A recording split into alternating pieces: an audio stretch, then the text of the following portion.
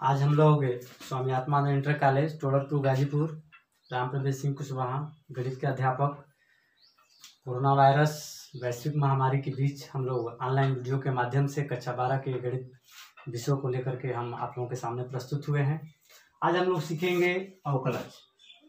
अवकलज क्या होता है,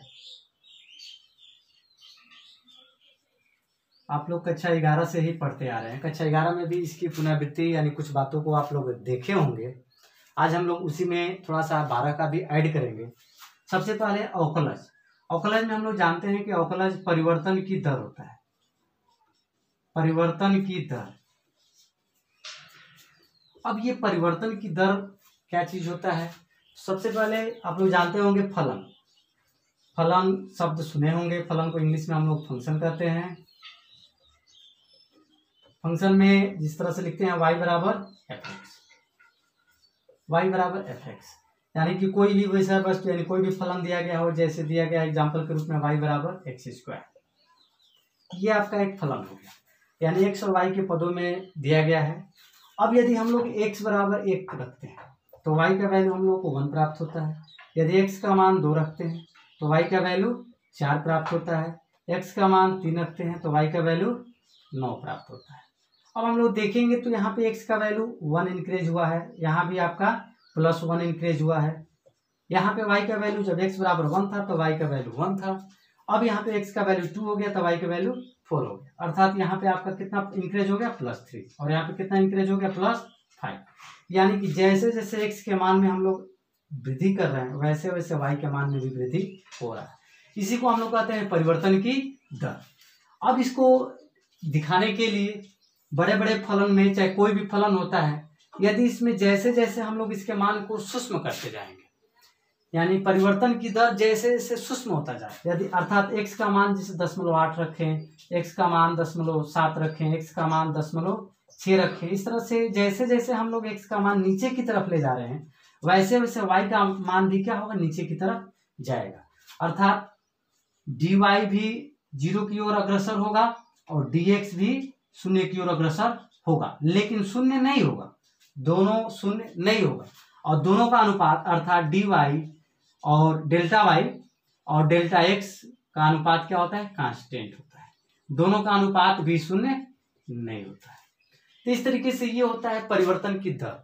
अब किसी भी फलन में परिवर्तन की दर निकालना होता है तो सबसे बड़ी चीज होती है परिवर्तन किसके सापेक्ष किया गया है। जैसे कोई फलन अगर दे दिया जाए y बराबर साइन एक्स, कोई कहेगा इसमें परिवर्तन निकालिए अर्थात अवकलज करिए, तो अवकलज करना होगा तो इसको अवकलज y बराबर साइन एक्स का अवकलज या परिवर्तन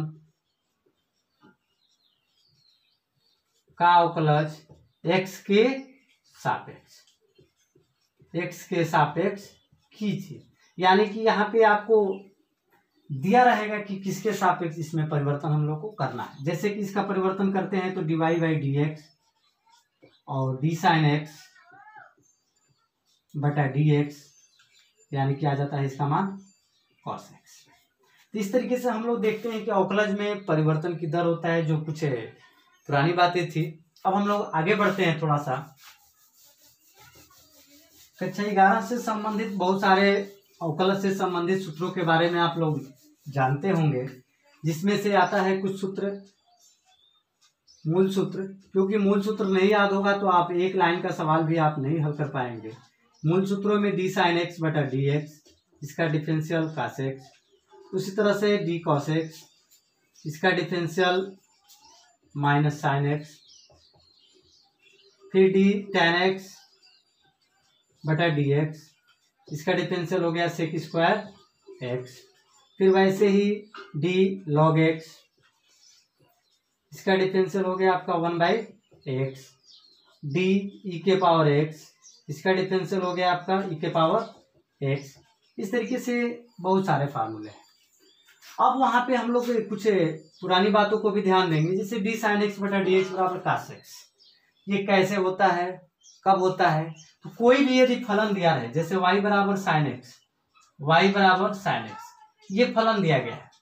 अब इसका निकालना होगा डिफरेंशियल, तो हम लोग लिमिट के माध्यम से, जैसे कि लिमिट के माध्यम से प्रथम सिद्धांत या इसी को हम लोग मूल नियम भी कहते हैं, प्रथम सिद्धांत,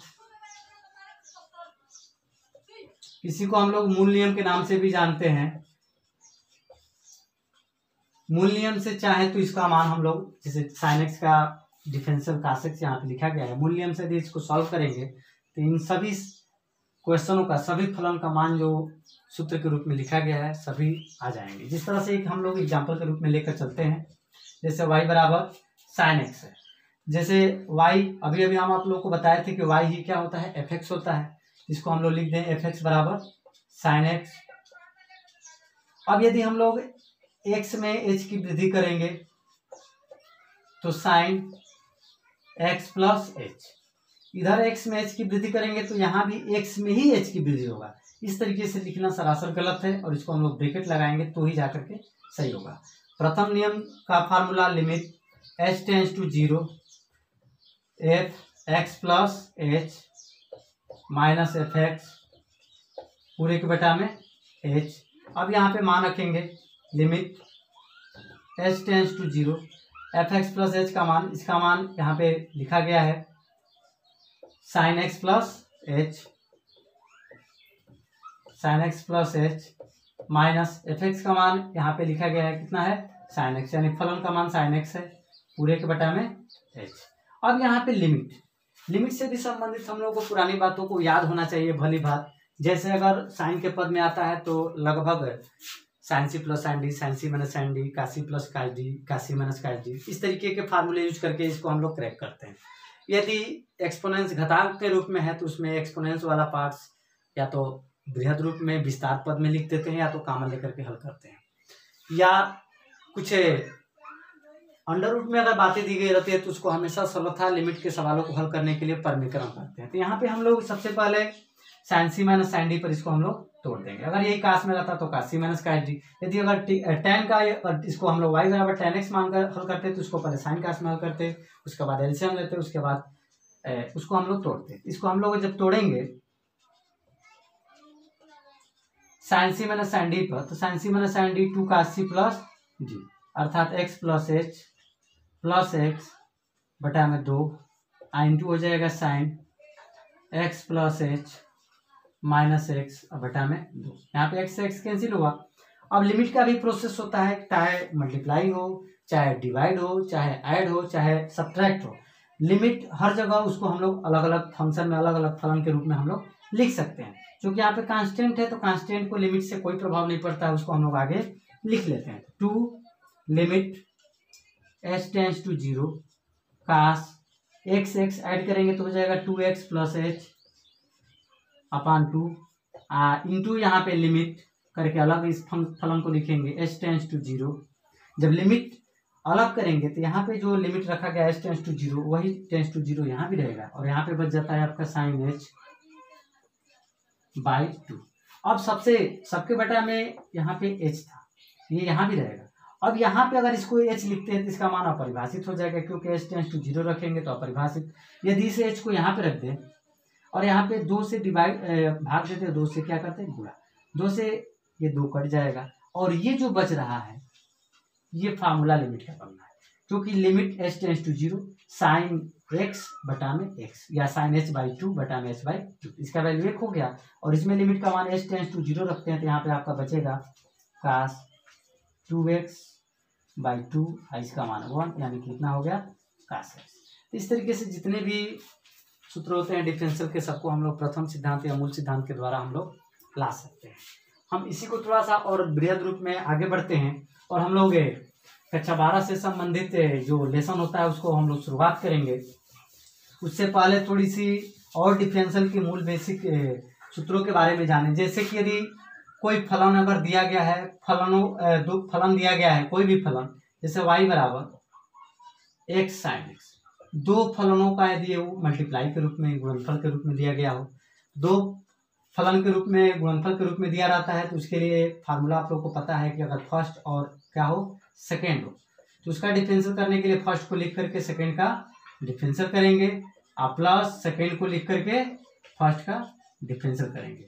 और यही अगर फलन अंश और हर के रूप में, जैसे p बाई क्यू के रूप में अगर ये दिया गया है फलन, इसका भी डिफरेंशियल करने के लिए dy बाई डी एक्स बराबर हर का होल स्क्वायर, हर को लिखकर अंश का डिफरेंशियल और माइनस अंश को लिख करके हर का डिफरेंशियल। तो इस तरीके से कुछ फार्मूलों को जैसे मल्टीप्लाई के रूप में 2 पदों का गुणनफल हो, 3 पदों का गुणनफल हो या 4 पदों का गुणनफल हो, या जब अंश और हर के रूप में जब रहता है पद फलन, तो उसको हम लोग फलन वाले यानी डिवाइड वाले फार्मूले पर हम लोग तोड़ते हैं। अब हम लोग चलते हैं कक्षा 12 से संबंधित संयुक्त फलन पर।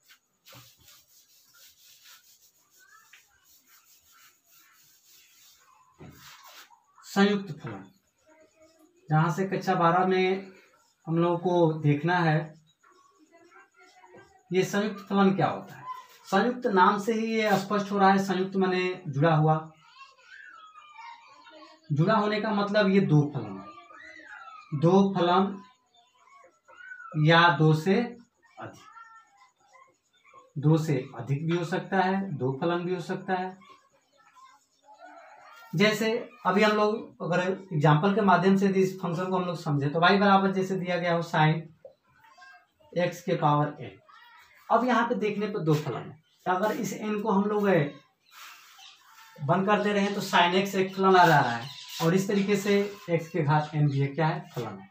तो इस तरीके से दो या दो से अधिक फलन होते हैं, तो उन फलनों को तोड़ने के लिए यानी उसका डिफरेंशियल करने के लिए कैसे किया जाता है, इस बात पर हम लोग गौर करें। तो सबसे पहले हम लोग को ये जानना होगा इसका मूल बेसिक फार्मूला इसका, जैसे साइन एक्स का अगर यहाँ पे साइन के पद में दिया गया है तो सबसे पहले साइन का फार्मूला हम लोग को ज्ञान होना चाहिए। जैसे डी साइन एक्स बटा डी एक्स बराबर होता है कास एक्स। तो फार्मूला जब आपको पता है तो आपको यहाँ पे भली भांति लिखा गया है साइन एक्स और यहाँ भी क्या रहेगा एक्स। इसको तोड़ने के लिए सबसे पहले dy by D x, x के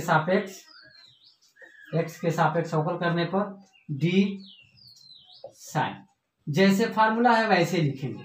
यहाँ पे x है तो यहाँ पे x है, यहाँ पे x के घात n है तो क्या लिखेंगे x के घात n। और पुनः जब तक x नहीं आएगा पुनः इस फलन को तोड़ेंगे, एक अलग फलन हो गया। अब इसको हम लोग पुनः x के सापेक्ष क्या करेंगे, तोड़ेंगे।